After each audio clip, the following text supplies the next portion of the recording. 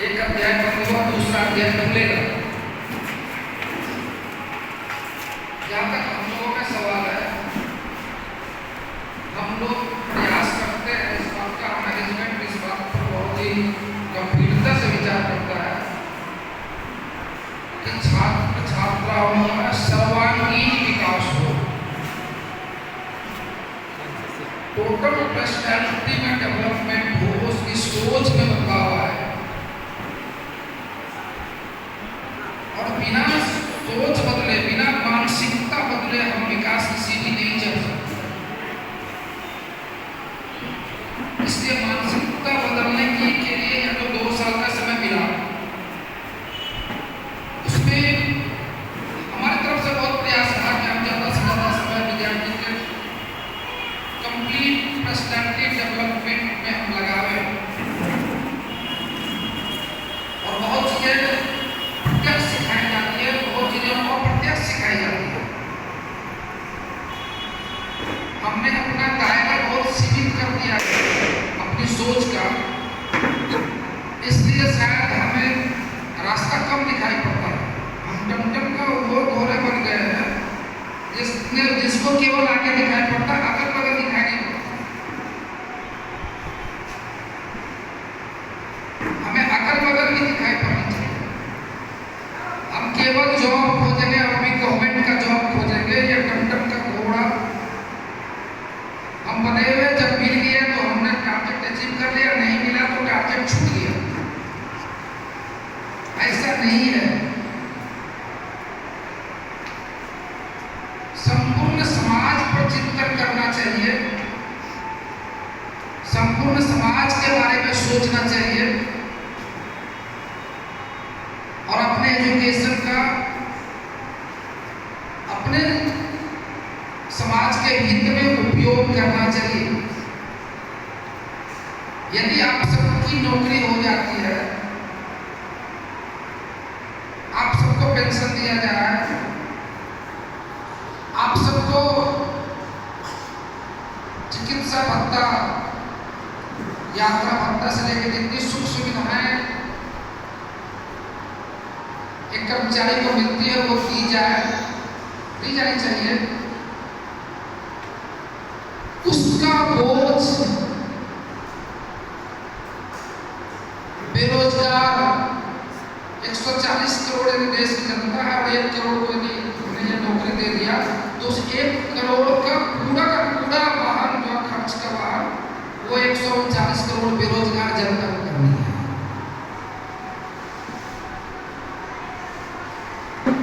तो ये सोचना, ये जो पेंशन का स्कीम लाया, जितनी भी चीज लाया, जिसको अपना अधिकार समझते हैं, वो अंग्रेजों के द्वारा लाया गया है। और अंग्रेजों की जो सरकार थी वो नौकरशाही की सरकार थी। नौकरशाही मतलब उसका अफसर से लेकर किरानी तक शासन करते थे। सबके सब शासक थे। जनता का खून चूसना था, जनता का खून चूस के जितना ऐश कर सकते हो उतना ऐश करो। तो शासक वर्ग और शासित वर्ग, तो जो जिस पर शासन हो रहा था वो और जिसका जो शासन कर रहे थे उसने अपने हिसाब से सारे नियम कानून बनाए। आज जब सोचा जा रहा है कि नहीं, यदि कर्मचारी का भविष्य सुरक्षित करना है तो फिर जनता का भविष्य का कौन सुरक्षित करेगा? तो जनता का भी भविष्य सुरक्षित है। जनता को यदि मेडिकल क्लेम नहीं मिल रहा है, उसको चिकित्सा सुविधा नहीं मिल रही है, तो हमको चिकित्सा सुविधा का जिम्मेदारी जनता क्यों ले? मैं दूसरी बात कह रहा हूँ, मैं सोचने के लिए कह रहा हूँ, ये सोचना पड़ेगा कि जनता पर कम से कम बोझ दे करके हम जनता की ज्यादा से ज्यादा सेवा कर सकते। ये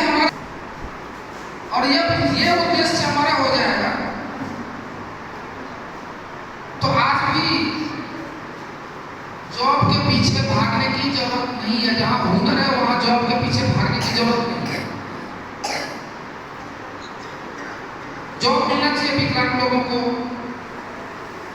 जॉब मिलना चाहिए किसी तरह से, जो बहुत मेहनत में सक्षम नहीं है, मंद बुद्धि के लोग हैं, उनको दे दो। साफ ब्रेन के लोग जॉब में टिकते भी नहीं है।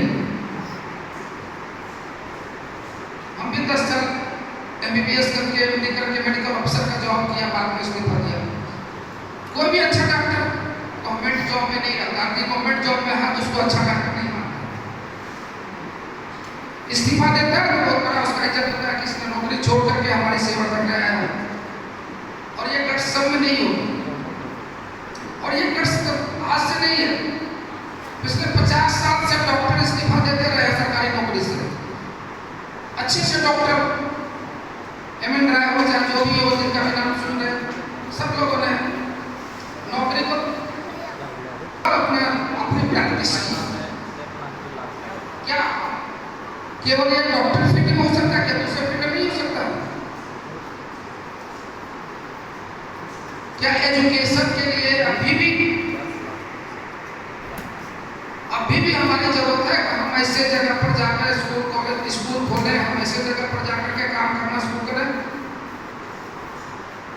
जहाँ शिक्षक, जहाँ पर अभी विद्यालय नहीं है, बहुत रिमोट एरिया है जहाँ काम करने की आवश्यकता है। या हम क्या कॉन्वेंट स्कूल क्यों नहीं खोल सकते?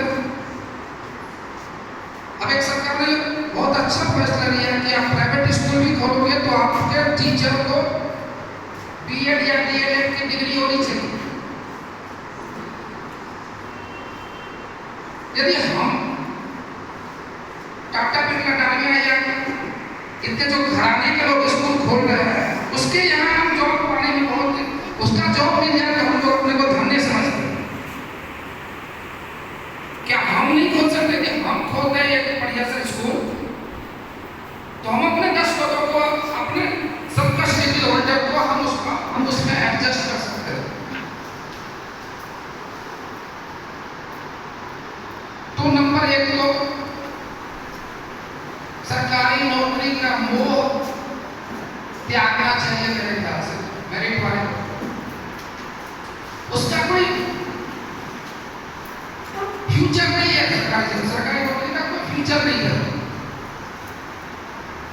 फ्यूचर केवल उनके लिए है जो काम कम,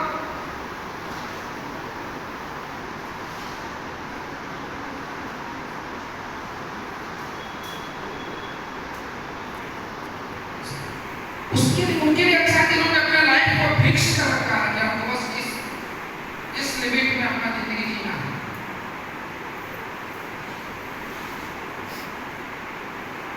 यदि आप लोग चाहें कि हम एक बेहतर जिंदगी, एक हवाई जहाज से घूमने वाली जिंदगी, एक जो है सो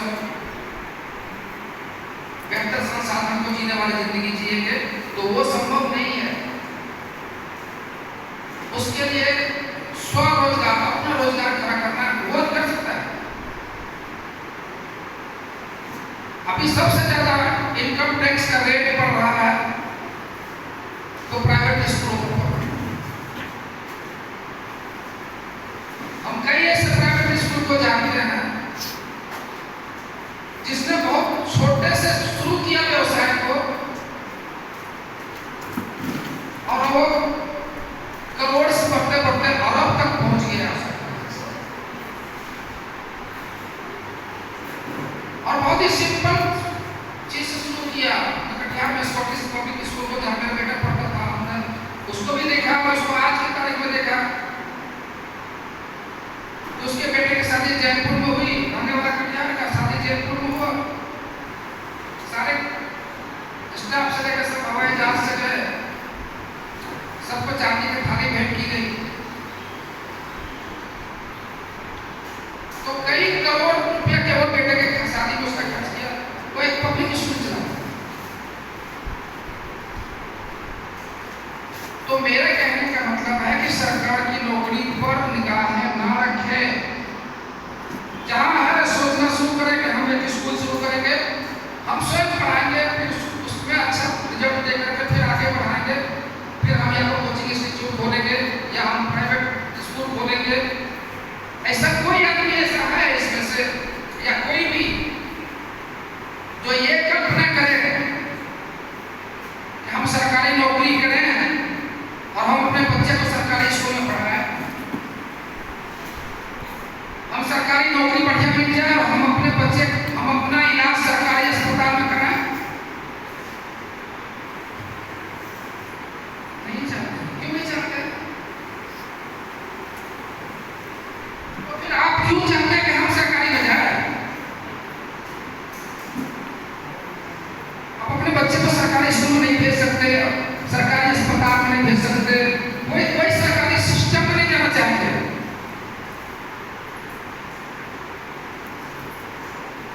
आपको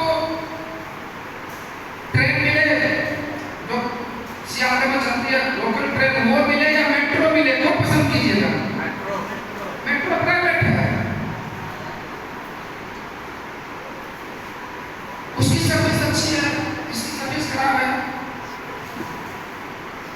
जिस दिन ये फैसला कर लीजिए कि हम सरकार की नौकरी में हम ईमानदारी से काम करेंगे, यदि ये दिन में विश्वास कर लीजिए,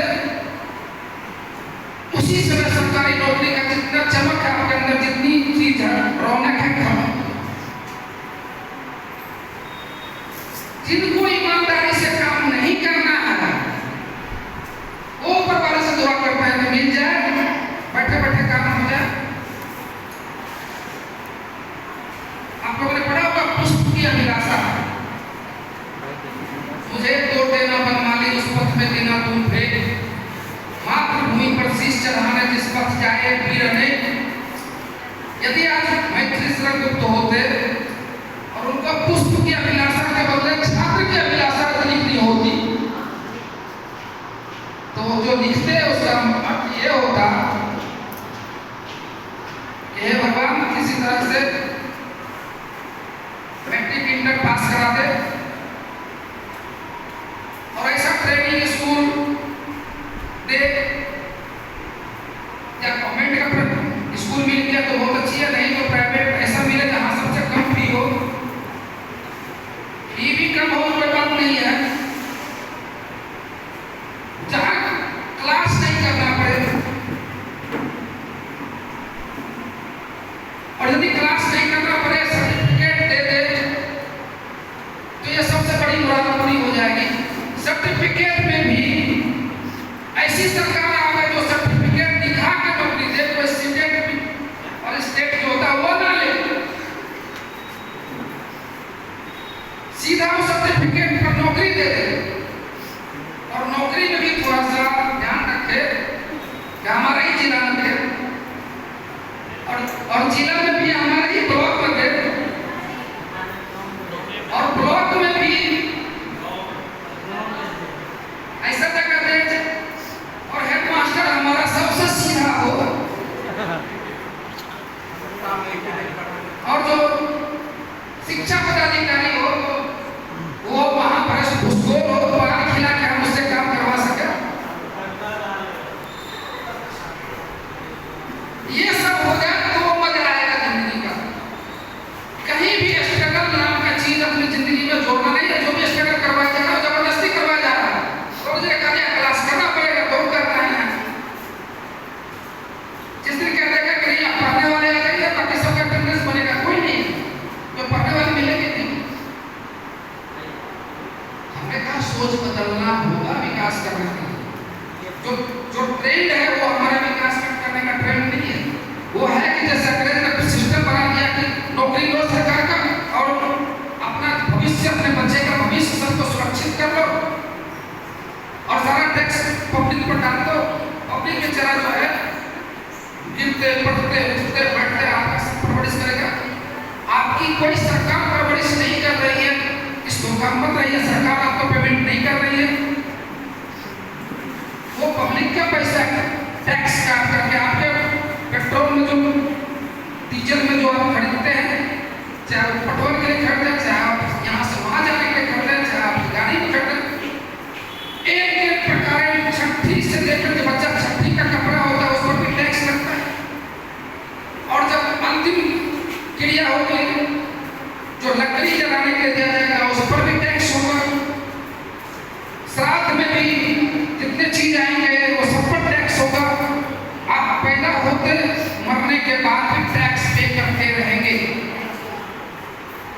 और उस टैक्स से सरकारी कर्मचारी मौज करेंगे। आज यदि सारे कॉन्ट्रैक्ट के कर्मचारी को, सच्ची बात बता रहा हूं, सरकार को सोचा सरकार है वो सरकार कुछ नहीं करती, सरकार एक काम करती है, होगा खड़ा कर दिया। सरकार कुछ नहीं है, सरकार का सिस्टम है, आपका पैसा वहां जमा है, आपको क्या करना है।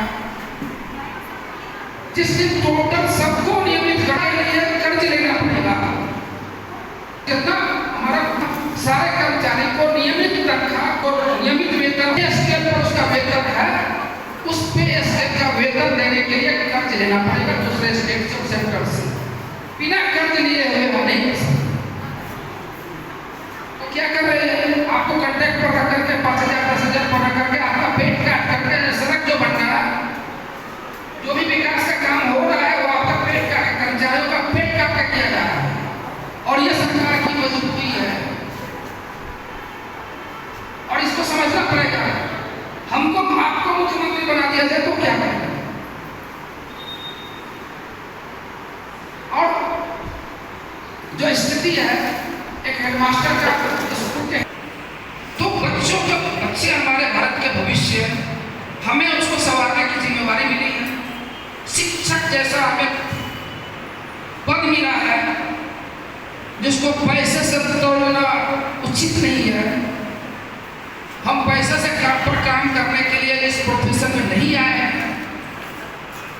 हमें संपूर्ण समाज का समग्र चिंतन करना है और इस लक्ष्य को सामने रख करके जब हम काम करेंगे तभी हम सफल व्यक्ति हो सकते हैं, सफल देश के नागरिक बन सकते हैं। वरना प्रेमचंद ने कहा, शिक्षा शोषण का एक हथियार है, जो जितना शिक्षित होता है वो उतना ही शोषण करता है समाज में। आदमी को अभय बना देगा, चलो हमारे पास तो डिग्री है, हम खुद का रोजगार पैदा करेंगे, गवर्नमेंट में जाएंगे कि ईमानदारी से काम करेंगे, और ना गए तो कोई गम नहीं। आजकल हर कोई अपने बच्चे को पढ़ाना चाहता है और उसके लिए पे करने के तैयार है। जब बच्चे को पे करने के तैयार है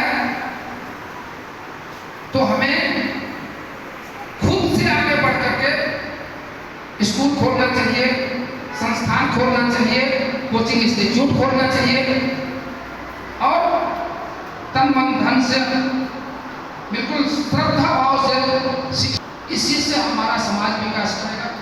हम कोशिश कर रहे हैं, जो बातें हमको कही है, हम कोशिश कर रहे हैं, प्रयास कर रहे हैं कि वो चीज हमारे संस्थान में लागू हो। और हमने लगभग 90% अपने दूसरे संस्थान में लागू कर रखा है। वहाँ के संस्कार में बहुत फर्क है। वहाँ के स्टूडेंट को कभी ये टेंशन नहीं होता कि जॉब क्या होगा, जॉब के लिए नहीं सोचते हैं। हमारे संस्थान के वहाँ के, मैं लिस्ट भी जारी करने वाला हूँ 20 लोगों का, जिसने 2 साल की ट्रेनिंग की और अभी पिछले 7-8 साल के अंदर उसके प्रैक्टिस की कमाई 20 करोड़ से ज्यादा है। 20 करोड़ से ज्यादा एसेट खड़ा कर चुका है। ऐसे 20 लोग, क्यों? क्योंकि उसके पास विजन है, जिसका सोचने का क्षमता है, जिसको लगा घर में काम कर सकते हैं। 2 साल वाली, अब तो 4 साल की डिग्री उसमें नहीं थी जिस समय कि हमने ये काम किया था। 4 साल की डिग्री तो अब आई है। अब ये क्या करेंगे ये कहना मुश्किल है, लेकिन 2 साल वाले जो इतने संघर्षशील स्टूडेंट सब हमारे हुए, जो छा गया उत्तर बिहार में, अब तो दक्षिण बिहार की तरफ जा रहा, तो क्या अब तो अभी बंगाल में घुस गया, छा गया, अपने मेरिट के बल पर छा गया। तो कहने का मतलब है कि अवसर की कमी नहीं है इस देश में, केवल उनके लिए परेशानी है जो बिना मेहनत किए हुए चाहते हैं कि हमारे जैसे वो सेठ जो चाहता है कि मृगा हमारे मुंह में आवे, हम शिकार पकड़ा निकले, तो वो केवल सरकारी जॉब में ही संभव है। क्योंकि सैलरी आपके मुंह में चलाएगा, भले आप ड्यूटी पर जाएं या ना जाएं, लेकिन उसकी एक लिमिटेशन है, उस लिमिट से आप आगे नहीं जा सकते। लेकिन यदि आप अनलिमिटेड ग्रोथ में जाना चाहते हैं तो आप ये काम कर सकते हैं। बहुत स्कोप है, हर जगह स्कोप है, स्कोप की कोई कमी नहीं है। इसलिए ट्रेडिशन से हटके सोचने का आज आखिरी दिन है इस कॉलेज का। एकमात्र संदेश है कि ट्रेडिशन से, लीक से हटके सोच के कुछ करने की घड़ी है और उस पर करना चाहिए।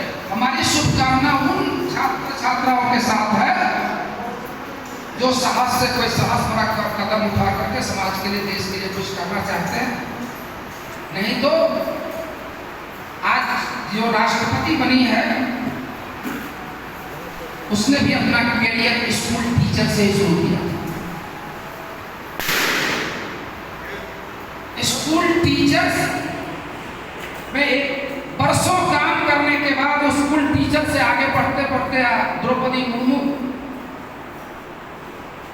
आज भारत के राष्ट्रपति निर्वाचित हो गई होगी। हमें भी इंफॉर्मेशन है, आज इलेक्शन का काउंटिंग चल रहा होगा, उनको शुभकामना, बन गई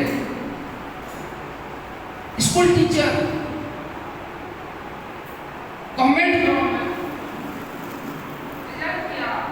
आगे बढ़े।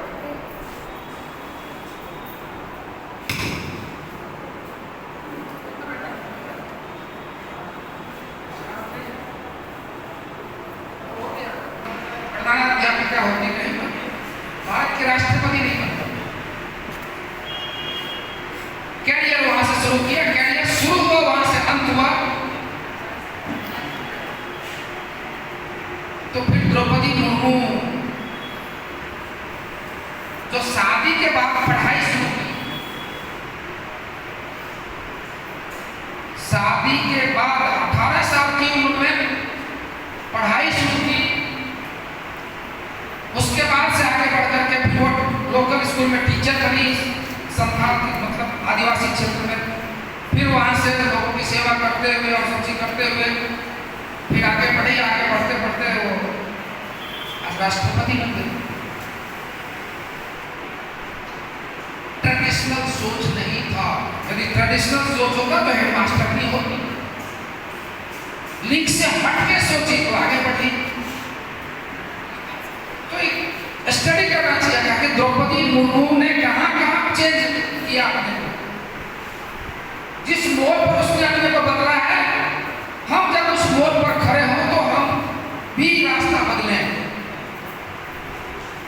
और जब हम रास्ता बदलेंगे तो फिर नया रास्ता आएगा, फिर नया रास्ता, फिर नया रास्ता आएगा और हम मंजिल तक पहुंच सकेंगे। बहुत बहुत शुभकामना।